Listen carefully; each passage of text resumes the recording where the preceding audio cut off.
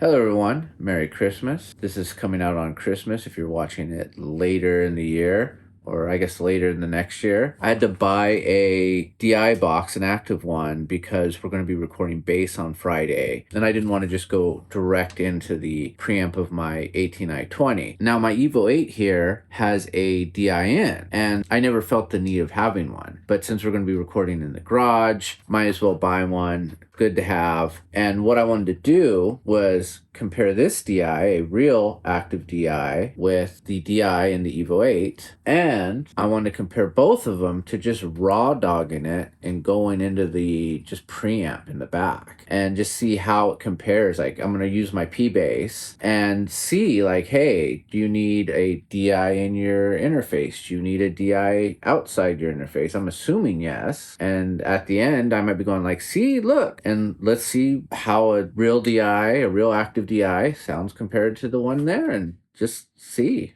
That's what we're doing here on Christmas. So let's go and let's get on with the show.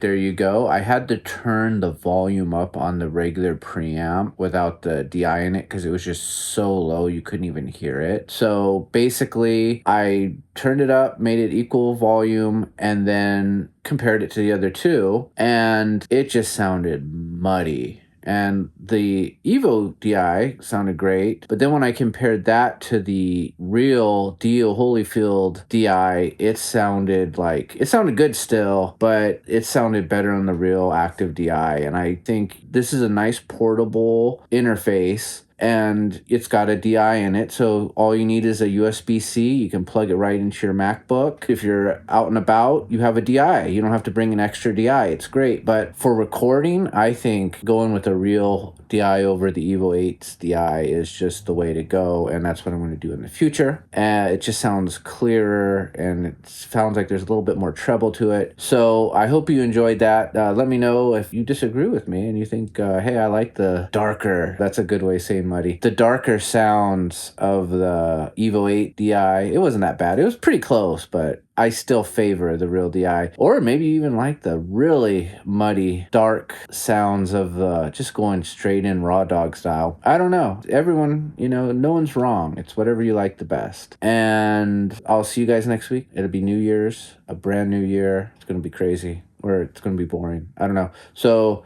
see you next week, and have a good one.